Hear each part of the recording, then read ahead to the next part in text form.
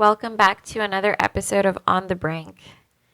In this episode, I sat down with Christine Kim from Galaxy Research, whose focus is core protocol development on Ethereum. We debrief on the merge and the network's transition to proof of stake. We talk about what EIPs, or Ethereum Improvement Proposals, that the community is prioritizing next.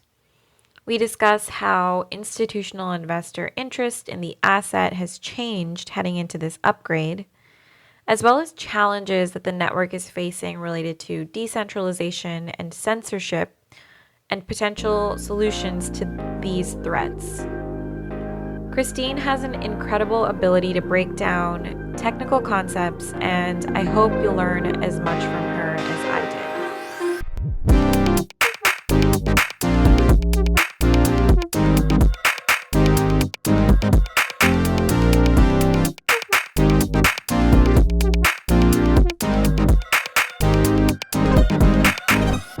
Christine, before we get into it, could you start off by telling us a little bit about yourself, pre-crypto? How did you get your start in crypto, and how did you become the Ethereum whisperer at Galaxy? Thanks for having me, Ria. I really appreciate it. And the Ethereum Whisperer is such a strange title to me because I've been lately going by this actually horrible title, the Merge Lady, which makes me sound like the crazy cat lady. So I embrace this Ethereum Whisperer much more than the merge lady, which sometimes, for how delayed the merge has been, it made me sound like one of those crazy people that's like, the world is ending, the world's gonna end, and everyone's like, but when? um, well, I definitely didn't know very much about crypto at all until my first job in the industry. So I was studying economics and international relations at the University of British Columbia. I'm Canadian. Go Canada. But I had always thought that I wanted to work in public policy and in government. But right after I graduated from my degree, I found it was very hard actually to get a government job, partially because of a language requirement. Working in international relations and public policy, you need to be quite good at French. And my language skills in French were not very good. So I was at a disadvantage. I was jobless. I needed to find something to do. And I applied for an internship to be a writer at CoinDesk. And I had thought it was just going to be like a fun summer in New York because that's where the internship was. And I had found out about CoinDesk because my older sister was investing at Bitcoin at the time. This was 2018. And my sister had told me, hey, Christine, you should really look into Bitcoin. This is something you should take a look at because I know you're in economics and you're interested in monetary policy, etc. So, and at the time, CoinDesk was really like the top news hits if you search up like what is Bitcoin and search up things happening in the crypto industry, and it still is. I think CoinDesk is still a really big publication. So while I was searching through that site, there was also, job listings around CoinDesk. And I was like, oh, I've read some of their articles before. And I got in touch with the editors there. They did an interview with me. And then I flew out for my mini internship, my summer internship. But when I was doing that internship, it was like a huge learning curve. I really fell in love with crypto. I fell in love with the team at CoinDesk. I fell in love with everything that it really clicked in my brain, like what Bitcoin and subsequently Ethereum could be and how revolutionary this technology was.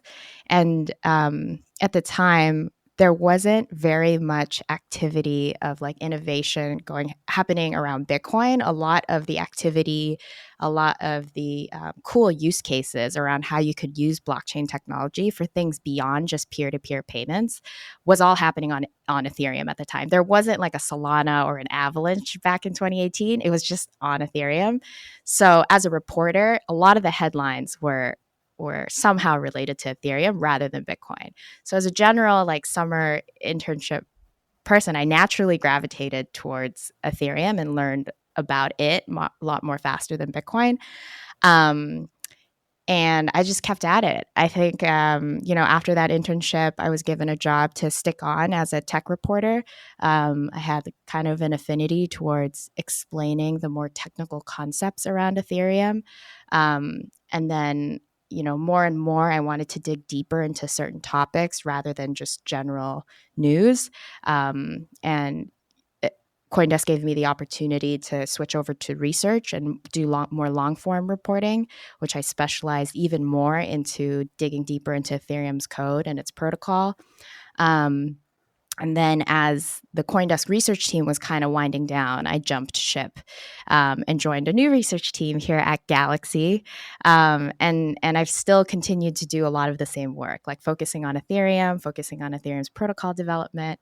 And it just so happened that as I was doing this, one of the biggest, most complex changes to Ethereum's protocol, the merge, actually happened, a week ago. So I feel very lucky and grateful to have started my journey into Ethereum back in 2018 and to have been able to witness and cover a pretty historic upgrade here now in 2022. Yeah, I'm sure you feel vindicated for spending so much time researching Ethereum over the years. I remember when you were still at CoinDesk, you launched a weekly newsletter. I think it was with Will Foxley, that covered all things related to, leading up to the merge. And that was one of the few newsletters that I actually made a point to read regularly. So huge fan. Another question I had was, how do there's so much going on in the Ethereum community at any given time. Even from a technical perspective, there's so many conversations taking place about the future of the network. How do you keep a pulse on everything that's happening? First of all, I will say that now that Ethereum has grown so much since its launch back in 2015, but also since I started covering the network in 2018, it is impossible to stay up to date with everything that's happening on Ethereum. And trying to be the expert at all of the different aspects of Ethereum's development is the wrong move. Like if you really want to understand Ethereum, you have to pick a part of it that you really are interested in. So when I think of what I'm interested in and what I've really started to specialize in, it's a very niche area of Ethereum, and that's Ethereum core protocol development. And the way that I stay on top of that is by scouring through the Ethereum research and development Discord channels, the ETH Magician threads, and primarily the Ethereum core developer calls.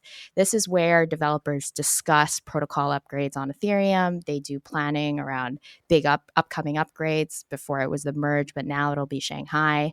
But that means that I don't actually have very much time to understand like the growing layer 2 ecosystem on Ethereum, or dive into different interesting DeFi protocols and how they work. A lot of the use case part of Ethereum is not something that I'm extremely knowledgeable in. And that is a very important part of Ethereum's value proposition. What the network is actually being used for. And this idea of specializing around one thing is something that people can take broadly around how they navigate like the crypto industry in general. If you try and stay on top of everything that's happening on this industry, it's quite likely that, you know, you won't really understand anything. Yeah. Like you'll just become a very generalist, which still has its strengths, of course. But I think it's definitely like a misperception that like somebody can be an expert at Ethereum. Chances are they're an expert at like one part of Ethereum, and that's kind of become their branding. But yes, to be clear, I really only know like a small part of what's really going on Ethereum, and that's really like EIP development, Ethereum Improvement Proposal development. And within that, I'm really more focused on the things that are going to be implemented within the next 6 months to a year on Ethereum. There are Ethereum Improvement Proposals, EIP changes to Ethereum coming up in the next couple years. For example, dank sharding, proposer builder separation. These are all changes to Ethereum's protocol that's going to be coming up in the next couple of years, but I'm not an expert on those ones. I'm really more an expert on like the short-term protocol development. So I've been really focused on the merge because that's coming up. That was coming up. That was like in the near-term horizon. And now I'm really like focused on Shanghai, which is the immediate next upgrade. So even within this realm of Ethereum protocol development, there's like a specific specialty or like a specialization of my knowledge that perhaps maybe not many people know, but this is the truth. Yeah, I think the need for specialization within the industry is getting more and more important by the day. I actually didn't even realize the extent of specialization that you have to have within the Ethereum community, but even outside, I think like in terms of the use cases today versus 3 years ago, it's exploded. So it's impossible to keep a pulse on everything that's going on, and it will certainly lead to burnout. Pulling on that thread of EIP development, and I'm gonna jump around here. I do want to get to the merge, but what EIPs are in consideration now in the next 6 to 12 months that you're thinking about and keeping a pulse on? It's a great question. So, right now, what's most likely slated for inclusion in Shanghai are staked ETH withdrawals, a couple of efficiency improvements to the EVM, the Ethereum virtual machine, as well as an early version of dank sharding. Um, it's called proto dank sharding. These are a little bit more technical terms, but the EIP number is EIP 4844.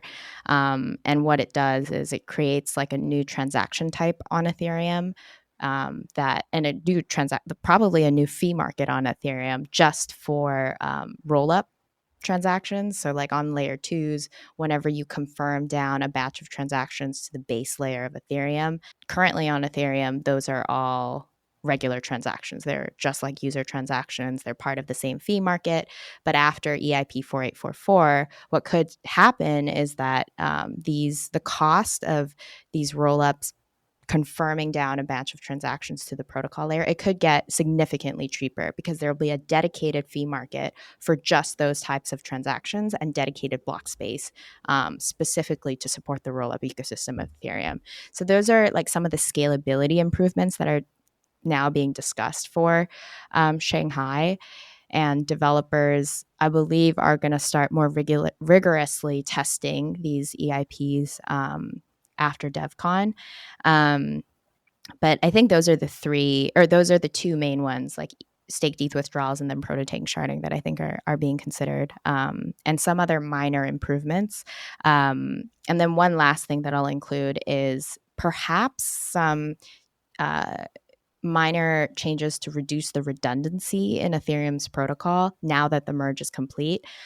So there was a little bit of a discussion in the developer call right after the merge of removing certain values like total terminal difficulty, which is based on the hash rate, like the computational energy expended by miners. And those are like metrics and data that will not ever be used on Ethereum again now that it's a proof of stake blockchain, but it was necessary for the merge. So there are aspects of Ethereum's protocol that could be simplified now that it is fully proof of stake that could go into Shanghai, so long as they're low hanging fruit and it's not like a heavy lift for developers to just continue to optimize and reduce the complexity of Ethereum's code base. Could you just, at a really high level, because you mentioned it, explain what dank sharding means? I have heard different explanations for this, and I highly recommend people to read John Charbonneau, who's a researcher at Delphi. He has this excellent report called The Hitchhiker's Guide to Ethereum, where it explains dank sharding more. Yeah, in really good depth. Yeah, and I really need to reread that piece too. But I think at its essence, it's about introducing data sampling into Ethereum to boost the network scalability. And I know more about EIP 4844 than the full vision for dank sharding because I believe that the scalability for dank sharding, the scalability gains through dank sharding will take multiple years in order to fully realize. And dank sharding, I think, is a little bit of a misnomer because we think about sharding like partitioning of the blockchain. You're going to have like these mini blockchains and they're all going to be processing transactions in parallel. But that vision for boosting Ethereum scalability has been completely Mhm. scrapped. There is not going to be actual sharding happening on Ethereum.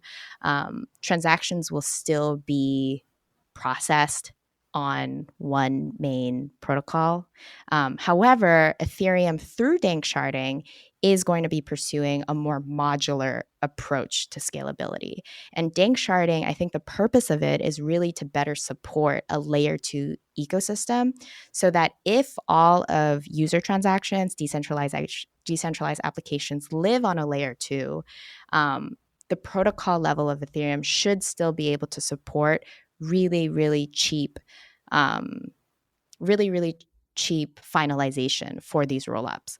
So And validation yeah, of the actual data contained in the roll-up transactions. Yeah. exactly. And part of that could look like, creating dedicated block space for Ethereum and creating that fee market, like I said, through early versions of dank sharding through EIP 4844. But over the long term, I think what it will mean is some vision of data sampling so that perhaps over the long term, I think that's like the full realization of the vision. But I have heard developers saying Mhm. that maybe full dank sharding is not even needed. We've seen that usage of Ethereum today is quite low, and gas fees are also um, are very cheap right now. And there's this question around like what's the next big narrative of Ethereum. So perhaps for the use cases that we're thinking of now and the development that we're seeing in the application ecosystem, I'm not 100% sure that we even need like crazy amounts of scalability on Ethereum. But that said, it's always too late if a use case does start to materialize on Ethereum Right. for that kind of scalability. So I understand the effort for it, but some developers do say that perhaps certain scalability gains in the near term future could be enough to support the use case for Ethereum in the next couple of years. So I sped ahead a little bit, but I do want to rewind back to the merge. So last week we merged. The uneventfulness of the upgrade exceeded all expectations. As someone who has so much of their professional and personal career and interest invested in the ecosystem, how do you feel? Is there anything about the event that surprised you? I feel ecstatic about the merge. It's been it's been such a long time coming. Really, it's such a feat too. I think what developers have pulled off, perhaps people don't understand really how complex it was and how all of the test nets leading up to the merge had given indicators that we shouldn't that perhaps expecting, a 97% network participation rate is not doable. And that, for the merge to be successful, I was really under the impression that developers and the community would settle for something like a 80%, 70% network participation rate. So I think the most surprising thing about the merge was that it had gone off without a hitch. And a lot of the concerns around its execution risks were not there was like no major bug or issue discovered with this transition. um, that being said, I think that there are some bigger existential risks around Ethereum that were raised before the merge that I think is now just continuing to be like a reality on Ethereum that is very important. So things like censorship resistance, centralization of block builders, um, how Ethereum developers think about the concentration of stake to staking providers. These are questions that people will still talk about, and now that Ethereum is a proof of stake blockchain, just matters a ton more. So when it comes to celebrating the merge, I think first, it was the price activity of ETH tanking after the merge and continuing to tank even to this day. As we record this podcast, now that the Fed has raised interest rates 75 bips, like the macro environment has not been great and ETH price activity has not been great. But also there's these broader conversations around centralization and censorship resistance around Ethereum that I think has kind of given little room for celebration. So I think for me, like the when I was watching the merge, I was so happy that night, watching the merge go off without a hitch. And then because it happened around 3:30 a.m. my time, I slept.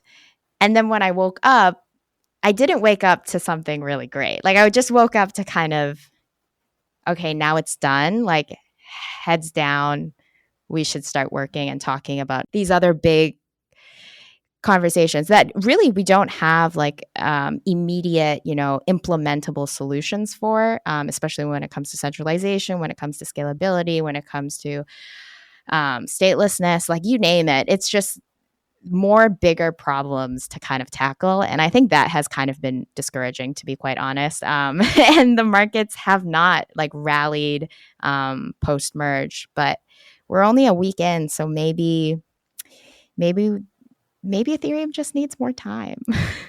Let's just take a step back and maybe talk through all of the changes that were included in this upgrade. The headline is that transactions are now validated. The way that transactions are validated changed from proof of work to proof of stake.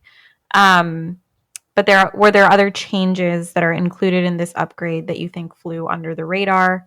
Talk about that a little bit. I think, me included, most people probably now do not fully understand how blocks are produced on Ethereum because of the fact that now you've got a consensus layer client, a consensus layer network that's fully, a proof of stake consensus protocol. But Ethereum, I will clarify, has a very different proof of stake consensus protocol than, say, other proof of stake blockchains. So just because we say it's proof of stake doesn't mean that, it works the same as other proof of stake blockchains. Everyone has their own kind of vision or design. And then you've got the execution layer network, which is where decentralized applications and users interface with. That's where they first execute their transactions. There's a certain amount of communication that happens between validators on the consensus layer side as they produce blocks and communicating that to the execution layer client and the execution layer side so that users and decentralized applications can be updated about what the state of the network is and updated about the state of their contract, the state of their tokenomics, the state of their account balances. And so this back and forth, this communication between how execution layer clients and consensus layer clients talk is a new system. And this is in addition to a completely new like fork choice rule on Ethereum. For a proof of work consensus protocol, that fork choice rule is, how do you know what the canonical chain of the blockchain is? You look at what the longest chain is, like which chain has the highest amount of blocks.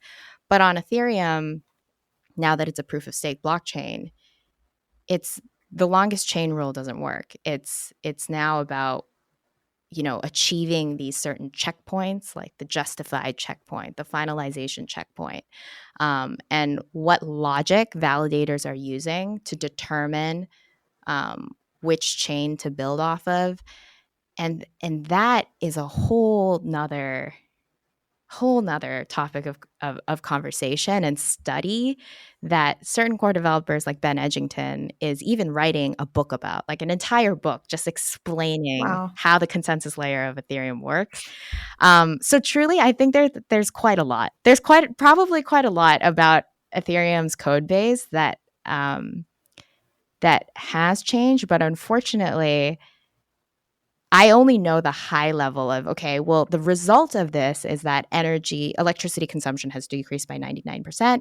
Issuance on Ethereum is now dropped from like 5% inflation, supply inflation per year to below 0.5%. It's probably even negative on certain days when there's lots of coin burns happening.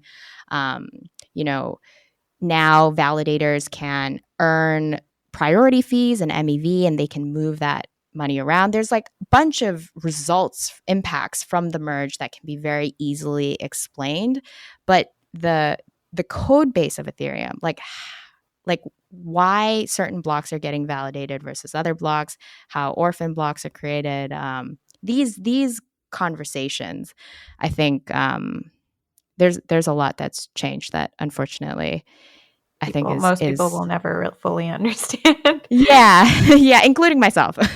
What does this do to the narrative around Bitcoin?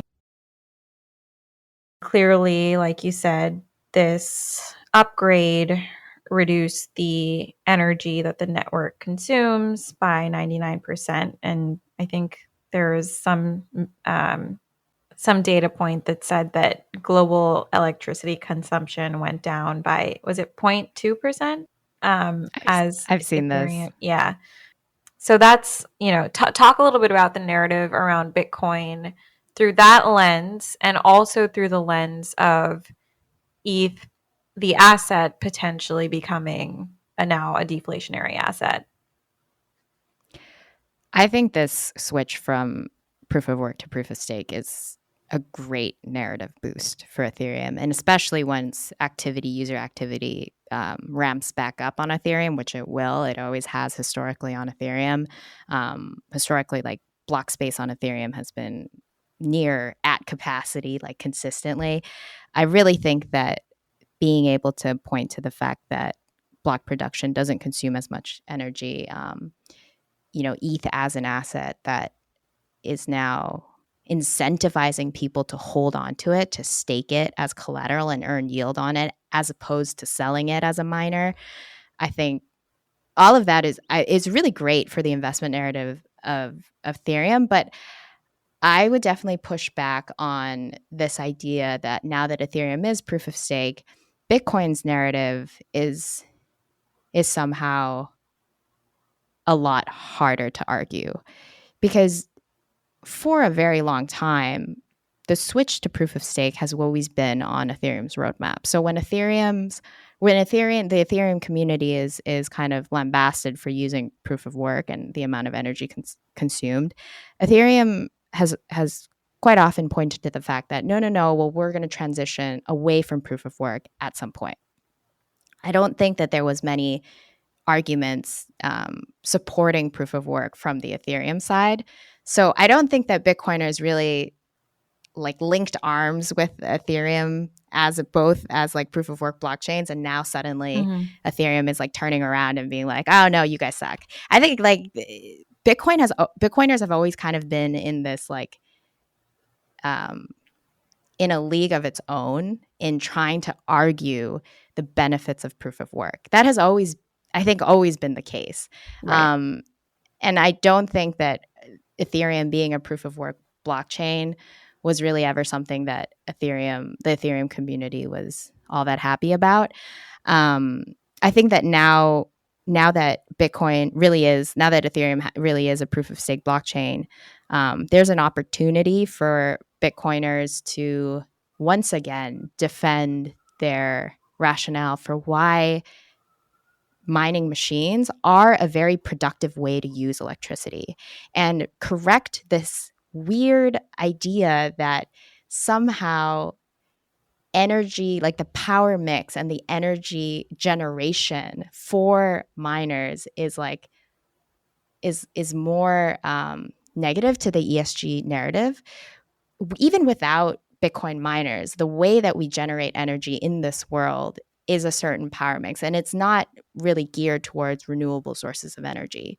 And changing that does a lot more for protecting the environment, for creating sustainable ways of energy than I think this idea of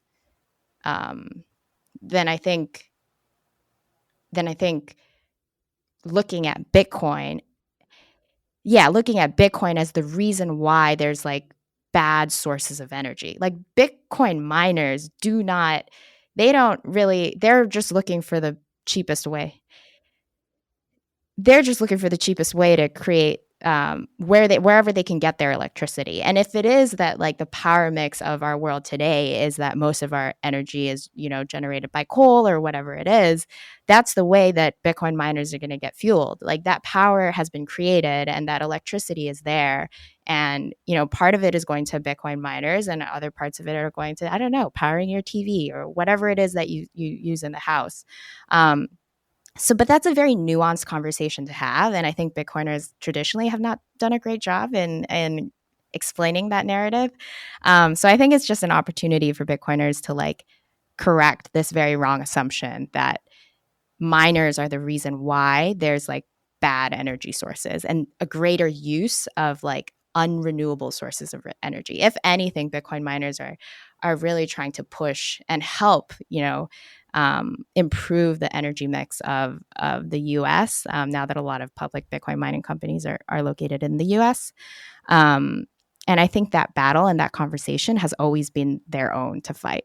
Like Ethereum's never really helped ever with that narrative. They were always like, no, we're not going to get involved. Like we're going to switch to proof of stake at some point. So I think there's going to be a lot more media attention around the narrative for proof of work. But I think the fight against that, like Bitcoiners are not weaker or like they're not any more alone than they always were in this argument and in this debate. I'm sure in your role at Galaxy Research, you have conversations with a lot of institutions about the investment case for digital assets, but especially given your focus on Ethereum. Leading up to the merge and maybe following the merge, what would you say has been the reaction or affinity from institutional investors around allocating to Ethereum? I think there's been greater interest in what Ethereum is trying to do and its vision of being a world computer. One of the good things about Ethereum constantly having these protocol upgrades and the merge being one of the biggest ones yet for Ethereum developers to try and tackle is its renewed interest around, okay, we've been hearing a ton about the merge. We've been hearing a ton about proof of stake. Like, educate us about what the core value proposition of this network even is. Like, why does a general purpose blockchain matter? And I think that has been really, really good because one of the things that my boss, Alex Thorne, who's a great Shout man, out Alex Thorne. shout out Alex Thorne, the way that sometimes he likes to talk about the difference between Bitcoin and Ethereum on a very fundamental level and explain it to investors is that Bitcoin is unstoppable money. It's a currency that's not issued by any government, and it's not a currency that any one sovereign can control, but is issued by this like credibly neutral, permissionless network. But the network itself doesn't really have the components or the mechanisms to be able to support other currencies and other applications and other use cases. So where Bitcoin is very narrowly focused on being unstoppable money and being this global currency, Ethereum was created and built to be unstoppable software where developers can deploy code that in a very similar way can't be stopped by any government, is not operated by a single government, is a credibly neutral network, but um, is for the creation of other types of money that may not be hard money like the 21 million supply cap, but could be currency that you use as a voting token or some other utility token. Like the possibilities are endless, but there is a world in which these two visions are very different and they present very different value propositions to the investor. So I think this kind of conversation around the fundamentals behind these two blockchains has definitely been reignited because the merge has gotten so much attention in the media. And it's a conversation that perhaps has gotten a little bit muddied throughout the bull cycle that we had when NFTs and when NFTs were getting really hot, and we had the DeFi summer. I think it was a very extended bull cycle, but I think that going back to the fundamentals, I think has been quite refreshing to talk about with investors, especially around the time of the merge. What are your thoughts on this narrative of ETH being ultrasound money? Maybe you can unpack what exactly people mean by ultrasound money as it relates to ETH, and then if you have any opinions around it. My opinions are very negative around that concept. However, I will explain it because I think it is a very common meme in the Ethereum industry. So people say that Ethereum is now ultrasound money, and has become ultrasound money post merge. Because what the merge did was it allowed for new issuance of ETH to drastically decline. Ethereum never had a supply limit like Bitcoin did. It just is perpetually, infinitely being issued by the network. And the network has always been paying miners a significant amount for the energy or for the electricity usage that they expend. But now that Ethereum is reliant on validators, and validators don't expend very much electricity at all to be able to validate the network, the issuance of the network has declined to, say, something extremely small, like 0.02% annual inflation or something like that. But that's still inflation. That's still a very small amount of increase throughout the network. But with coin burns and what EIP 1559 did, which is a network upgrade that Ethereum had executed before the merge, the London upgrade, when there are periods of significant transaction activity, there's ETH that gets burned out of circulation. And so the even the minimal amount of inflation that is happening on Ethereum is very easily able to become deflationary. So where Bitcoin has a supply cap and is sound money for this idea that if you buy Bitcoin and if you assume that demand stays constant, like over time, that supply will never increase. That's what allows people to think that Bitcoin is like a digital, almost like the digital version of gold, that it's a very reliable store of value. This idea that Ethereum can be in a reliable store of value because now there's a very high probability, and also there's like quite a good rationale for why ETH as ETH supply will go down over time, and be dependent on network usage. That narrative is like, well, you guys have this supply limit of 21 million coins. Our supply is going to be decreasing over time. So that's why it's ultrasound. Like it's not just sound money, it's ultrasound money because the supply of Ethereum is not just capped, it's actually going to get smaller and smaller over time. And so value for that token or value for the ETH as a coin is gonna even skyrocket even more. I think where that like narrative kind of falls apart though is that part of why Bitcoin is sound money is because its monetary policies don't change. It's not just about the supply cap. Like I think people really focus on what the actual policy is, but I think it's important for sound money to be sound because the policy doesn't change. For Ethereum, it's the monetary policy is constantly changing. We've had these ad hoc changes towards issuance to miners even before the merge at random points in Ethereum's history where block issuance decreased from 5 ETH to 3 ETH to 2 ETH. And this didn't happen according to a very fixed schedule like it did on Bitcoin. Bitcoin has when the halving is going to happen on Bitcoin. On Ethereum, you don't know when that issuance is going to go down.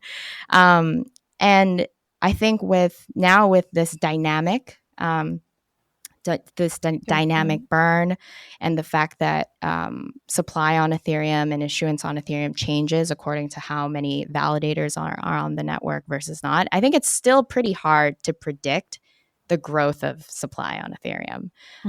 Even with like now that we are are merged. So my back to like this ultrasound money idea is just that monetary policy on Ethereum just continues to be a little bit unreliable and hard to predict. So while I 100% believe that Ethereum is going to be declining in supply over time, it's still unclear like at what rate and when and these questions. Whereas on Bitcoin, it's set in stone, and there's a low likelihood, low probability of users actually changing that. Though maybe with the fee crisis, once the subsidy falls apart, I mean, who knows what the Bitcoin community will do then. But aside from that, I think Bitcoin has just proven itself to be extremely reliable in terms of monetary policy, whereas Ethereum historically has never been quite reliable in that sense. So you mentioned a few conversations that have obviously emerged in the last few weeks that are, now front of mind for the Ethereum community around existential risks for the network potentially, right? So one is the centralization of staked ETH within a few validators. And maybe let's just start with that. Could you summarize the challenge that we're facing as it relates to that topic, and what some of the responses have been to addressing it over time? It's a great question, and it's a very important topic that I hope everybody gets very educated about, because this is going to be a big conversation for the next couple of years to come.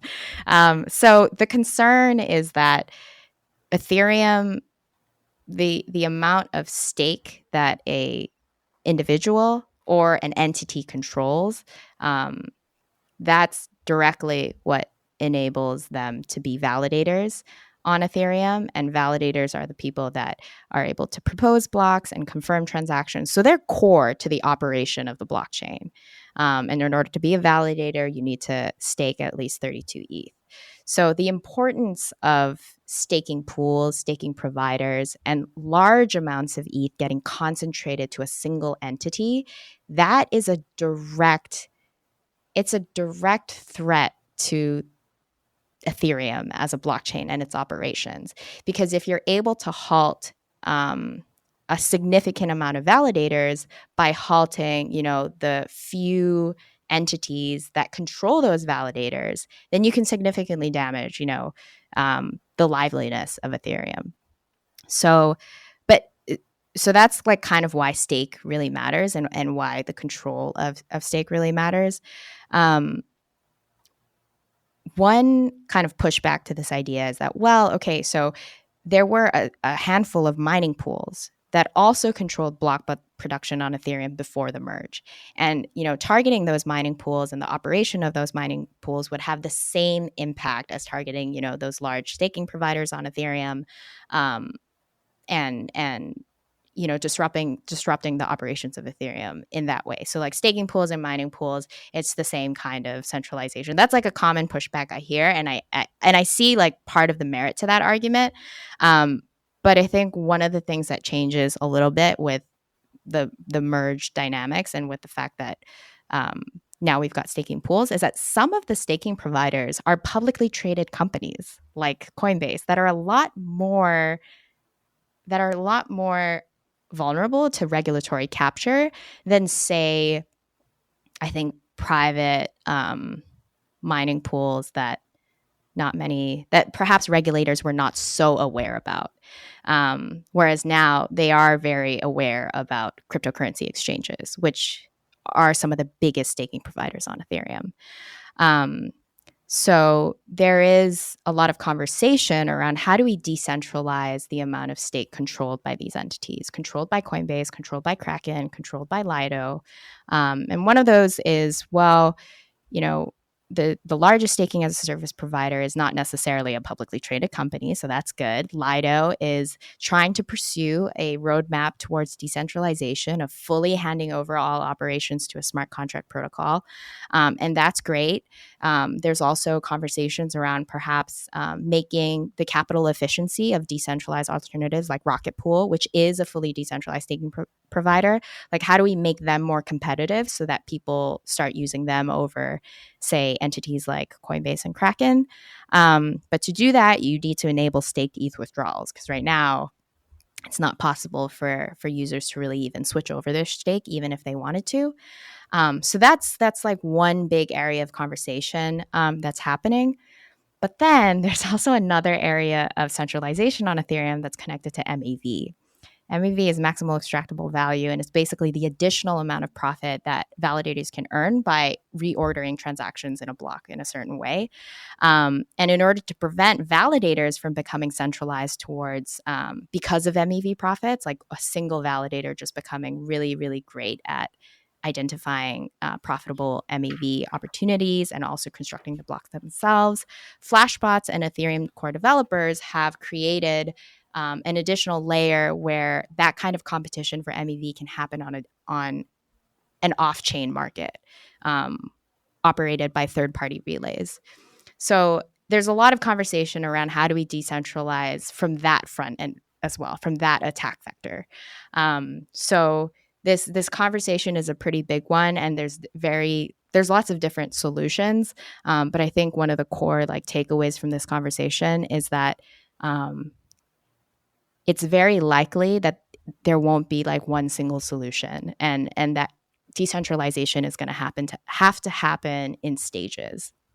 So um, if there was a concern around the centralization of Ethereum around mining pools pre-merge, that concern around centralization for Ethereum, in my view, has gotten a little bit more intense and a little bit more concerning post-merge. I know I'll probably get pushback for this, but I do think that Ethereum as a proof of stake network, the concerns around centralization have gotten a lot more concerning because of the block builder centralization, because of these regulated entities now being the top staking providers on Ethereum.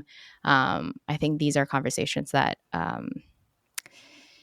ideally it would have been great to have some solutions ready to implement during the merge, but the merge itself was kind of a beast and very complex in its own right. So, we can't do everything. Ethereum developers can't do everything at the same time, but yeah.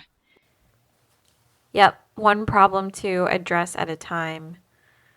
So ETH staked within the network and ETH issued is still not subject to withdrawals. It's still locked within the network. It's still illiquid. Can you talk about why withdrawals weren't enabled with this within the merge, and what plans are to enable withdrawals in the next upgrade? Yeah, so it really comes back down to the merge being so complex. There's not a ton that needs to be figured out in relation to enabling staked ETH withdrawals. It's really about the two technical conversations as it relates to staked ETH withdrawals. Or do we make it full withdrawals or partial withdrawals? Do we make this like a pull transaction versus a push transaction? These are more conversations around like, how do we enable staked ETH withdrawals? How should they be initiated? Where should those funds go once the staked ETH is unlocked? And these are conversations that developers have had before the merge, well before the merge, and have really figured out. And there's not too much research and development around just enabling that kind of activity. But developers had shied away from enabling this, even though they technically could have, because of the additional amount of complexity it might create during a very vulnerable time in Ethereum's protocol, which is transitioning and swapping out its consensus protocol. So they didn't want a ton of users to be locking their stake their ETH staked, or like locking new amounts of ETH staked from other staking providers, switching them around, taking it out, adding a ton of more load onto the network during the merge, which is why they delayed that functionality. And some of these stakers have been staking since the launch of the Beacon chain in December 2020. So it's been a priority on developers' roadmaps that they have not touched and that they have not enabled on Ethereum until the merge was complete. So now that the merge is complete, this, in my view, should be one of the highest priorities in Ethereum developers' mind. And the fact that, a lot of these conversations around how to enable it have already happened and taken place makes me think that the roadmap now for enabling that, is within a 6-month time period. Now that the merge is done, developers have their couple weeks to rest and, celebrate during DevCon. After that, as they're having conversations around Shanghai, I've talked to a couple Ethereum core developers, and they say that more so than even scalability, like EIP 4844, enabling staked ETH withdrawals will likely happen, within a 6-month time frame from the merge. That being said, historically, Ethereum core developers have delayed several upgrades, and if we think about how delayed the merge is, like, take these pieces of words with a grain of salt. I think that the roadmap for it is really about testing that upgrade and just figuring out, along with staked ETH withdrawals, do we include any other EIPs in this bundle of upgrades? And whichever ones we do include, like, would that delay the whole entire upgrade itself? So there's a possibility that if EIP 4844 requires a ton more research and it would just delay the activation of other more ready proposals like Ethereum Improvement Proposal for staked ETH withdrawals, then potentially you could see Shanghai not include the scalability improvements and just include the staked ETH withdrawals. Got it. Tangential to the conversation about centralization of staked ETH is censorship that's been raised. And I think they go hand in hand because, the more centralized, the more the risk and impact of potential censorship by these entities that hold large amounts of staked ETH. Could you walk us through OFAC's decision to sanction addresses that have used and interacted with Tornado Cash, and why that decision has raised fear and concern that one of the core properties that we've come to expect from decentralized networks like Bitcoin and Ethereum, censorship resistance, is at risk, even though there hasn't been any kind of, clear action towards staking providers around their need to censor transactions. What is the potential risk that regulators will require staked ETH providers that are more centralized and that can censor? What is the risk they do? How does that impact the network? It's a big question. It's a big concern too. That kind of risk of staking providers being required by regulators more clearly, like, do not participate in validating transactions and validating blocks that contain a transaction from an OFAC sanctioned account or OFAC sanctioned address. So going back to like the kind of the core key event that catalyzed all of this, it was when the U.S. Treasury sanctioned and added to their OFAC list addresses that were not externally operated accounts. They were not accounts that were owned by the hackers, like the North Korean hackers in question. These were accounts that are smart contract accounts. They're not owned and operated by any individual. They live on Ethereum, and other users, other individuals can interact with that account. And the main purpose of interacting with the Tornado Cash smart contracts was to increase privacy, and was to it was basically a cryptocurrency transaction mixer. So you could input in your ETH, and then you could take it out into another address, like another externally operated account, and have the transaction history basically obfuscated. Um, it's and there's like multiple reasons why you would want to do this, even without any illegal, use cases, or like not for any criminal activity whatsoever, because all of the transaction activity on Ethereum is happening in a very transparent way. Um, if an individual, say your friend, knows what your address is, chances are you might not want them to know like the total amount of ETH that you have in your balance, like where that ETH is going to. So it's I think Or an a more application like Tornado malicious Cash. person that's potentially tracking your address, right? Like this is everything is publicly available on chain. This is just theoretically a right that we should have to protect our privacy on chain.